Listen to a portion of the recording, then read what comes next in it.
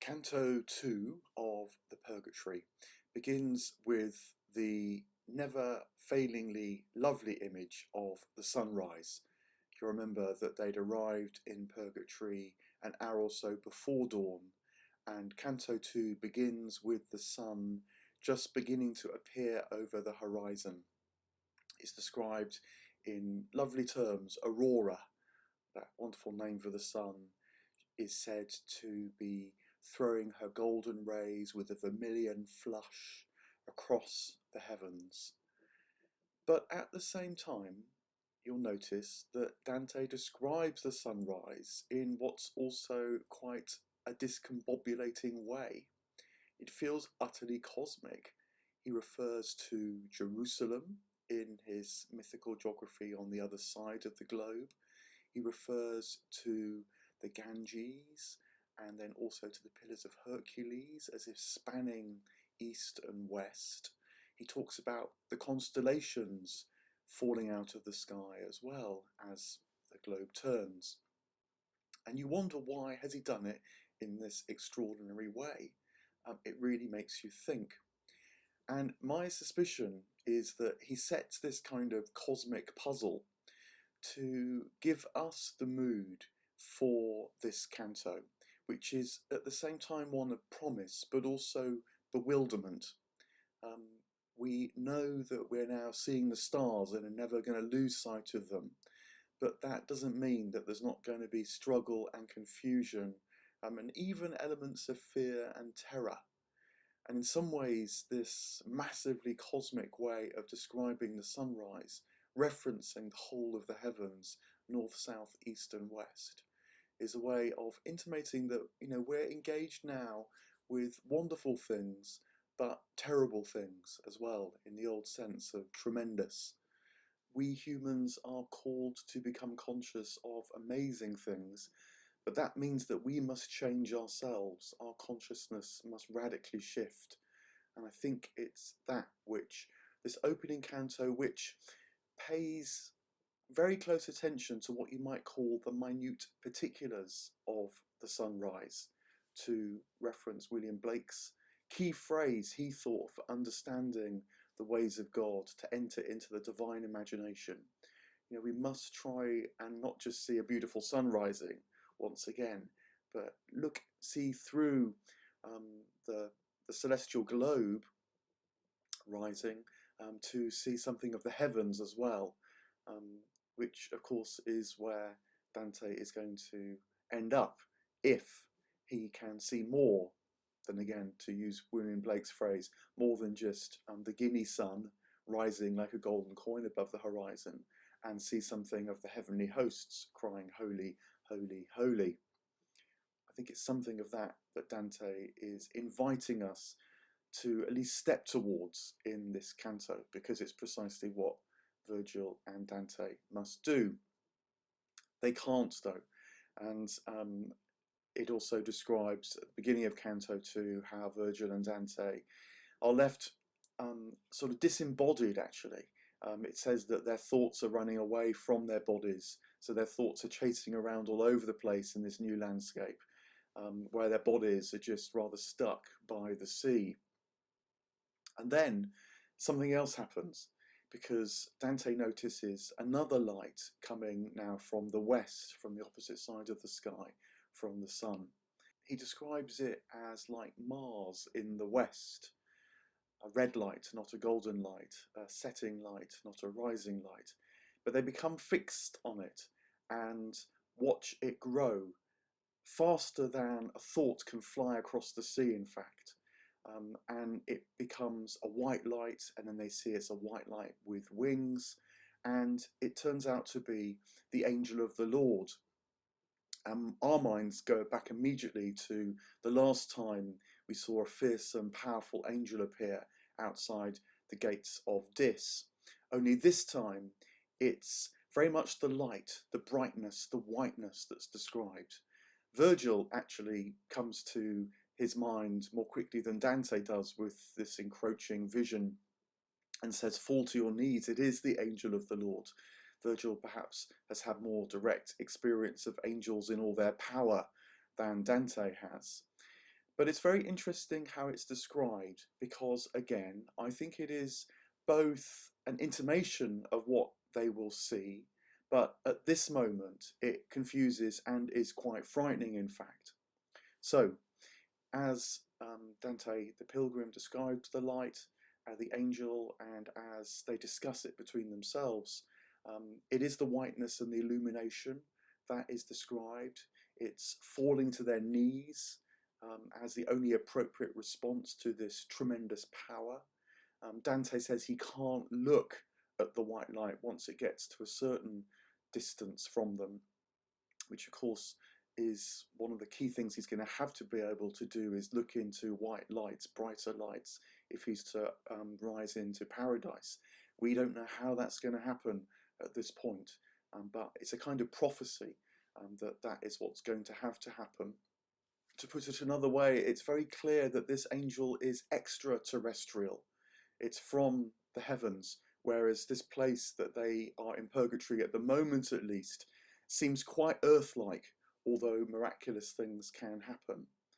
It perhaps also reminds Dante and Virgil that they're seeing an angel that is shining brightly, because of course it's not so long ago since they saw the angel Lucifer, who was the beautiful creature but now has almost fallen out of being into frozen darkness. And it's also said that as the angel moves across the waters, they see that the angel is powering a boat, and in this boat are over 100 souls. The angel's wings are said to point up towards heaven, but to move the boat across the water as if by some occult force that they at least realise is not like sails catching a wind. And then they noticed something even stranger, that although the boat is moving across the water, it doesn't make an impression upon the waves. Again, they're in this sort of shared space where Dante, the still living, breathing, physical human being, can exist, but also souls can exist with their weightlessness, their levity, and even angels can exist. We're being invited to imaginatively to step into a space where reality is greatly expanded from the everyday. The boat lands, and as they start to hear the souls, they realize that they're singing a psalm, in fact. They're singing when Israel went out of Egypt, Psalm 114. The whole psalm's not quoted in the canto, but I just wanted to read a few lines from the psalm, because again it captures this sense of the strangeness of nature, almost leaping out of nature as we normally think of it, to become connected to divine reality. Because the psalm says that when Israel walked out of Egypt, nature sprang into jubilation. It says, the sea saw it and fled, Jordan was driven back. The mountains skipped like rams, and the little hills like lambs. What ailed thee, O thou sea, that thou fleddest, thou Jordan, that thou wast driven back? Ye mountains, that ye skip like rams, and ye little hills like lambs. Tremble, thou earth, at the presence of the Lord, at the presence of the God of Jacob, which turns the rock into a standing water, the flint into a fountain of waters. It's this wonderful sort of turbulence that's glorious, that the psalm captures, that's utterly appropriate, not just for what Dante and Virgil are experiencing, but of course also for the souls arriving in this new place. They too are undergoing the sort of abrupt, discombobulating experience of a new consciousness dawning in their minds, as if to say they can't really keep a grip on the ecstatic nature of what they're experiencing. Dante the poet describes the angel, once the souls have got off the boat, disappearing quite as fast as he had arrived. Remember, the angel in Dis did that as well. It's like angels are on a mission that we don't really get. They seem to come and go, do their thing, but then disappear quite as quickly, leaving us quite confused. Although it is stressed that this time the angel has blessedness on its face, and as the souls depart, it blesses them. So this is an angel that's not cursing the souls as happened outside Dis, but is willing them on their way, for all the mystery that that might involve. The souls that have arrived wander around in a rather confused way. Even Dante the poet says, as the sun is continuing to rise steadily. There's a kind of sense of juxtaposition here. The souls are rather aimless, even as the sun is fulfilling all that it should fulfill at the beginning of a new day, following God's ways, you might say. And then they see Dante and Virgil and ask Dante and Virgil for advice. You know, where do we go next? What do we do? And Virgil speaks up and says, well, actually, you know, were pilgrims here too? Just notice Virgil saying that he's a pilgrim, he's on his way. Again, I don't suppose he quite knows what he's saying at this moment, but he's over-speaking, and I think increasingly indicating that prophetically he is on the pilgrimage to heaven as well, keeping that possibility in mind. He even goes so far as to tell the new souls that he's had to come a very tough and rocky way through hell, you know, unlike them that have received the blessings of the new dispensation, the Christian dispensation. And Virgil says that what happens next is going to seem like play compared to what he's experienced thus far. He doesn't know it fully yet, but he's beginning to realize something about the new dispensation. And then the new souls look at Dante and realize that he's breathing, that he's still alive. And it says that at first they turn pale in wonder. I think it's quite frightening. It's, you know, what's going to happen next. But then almost in the next instant, they rush towards Dante. It says they crowd around him as if he was holding an olive branch as a bearer of good news. I think, you know, they're in that state where one minute you can be terrified and the next minute you can be hopeful. That's the turbulence that they're experiencing upon seeing Dante. Much like in hell, Dante's physical breathing presence is going to cause regular interest amongst the souls that they encounter. I think here at the moment we don't quite understand, with the souls in fact, we don't quite understand what that means. But you know, anything new, any detail, any minute particular, at least they rush towards it in this instance, rather than being sort of frozen as the souls in hell seem to be. They recognize that it's a positive message like an olive branch, rather than something they can't even begin to get their minds around. And then one soul in particular pushes forward, elbows his way to the front, and approaches Dante. And immediately there's a recognition. Turns out that this soul is a great friend of Dante's. He's called Casella. Not much is known about him other than in the poem here, but he was a musician, and we learn from the poem that he set some of Dante's earlier words to music. And there's a very lovely scene now where the two friends meet and share their joy at reconnecting. And there's obviously a lot of love and affection here, except that their meeting is in a new place. And Dante describes how he reached out to Casella 3 times, trying to hold and hug and embrace his friend as he would have done in normal life, only now he can't. His arms move through the soul. And Casella tells him, you know, look, I'm dead now. Things are different now. And Dante says, but, you know, how come it's been 3 months it's taken you to get here? The implication is that Dante, the pilgrim, knew that Casella had died already. He must have died before Dante set out on his journey. So he's now a bit confused because he knows that happened 3 months ago, not just a day or 2 ago. And we learn a really interesting sort of set of details as a result of this, because Casella says that he did die 3 months ago, as Dante remembered rightly, but he struggled to leave the earth. It's said that he went to Ostia, which is the Roman port, of course, by the sea. My reading of that is that ports and the sea are liminal spaces. There where people, you know, depart over the horizon, maybe disappear beneath the waves. So they're, you know, places of great spiritual imagination as well. Why wouldn't you, as a soul who's just died, make your way to the sea, sensing somehow that's a point of departure? It seems that this is precisely what Casella did, and he was right to, because that is where the angel of the Lord, we learn, comes to pick up the souls to bring them to purgatory, except that he wasn't able to get on the boat for 3 months. And I think that what that's about is this sense that when we die, it can be quite hard to leave the earth. Maybe partly because we don't know what's happened. It takes time to take that on board. And we don't know. We can't leave behind life which might have been really rather lovely and really rather good.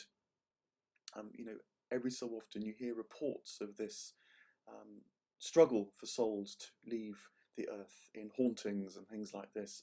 And it's not always because things were bad. It can be because things were good on earth. And that intuition of mine seems to be supported, because what happens next is that Casella invites, Casella says to Dante, let me sing a song as we did of old. And Dante says that would be a complete joy. The song he sings is words of Dante's that he'd set to music, love that speaks to me in my mind. And at first it sounds, sort of appropriate.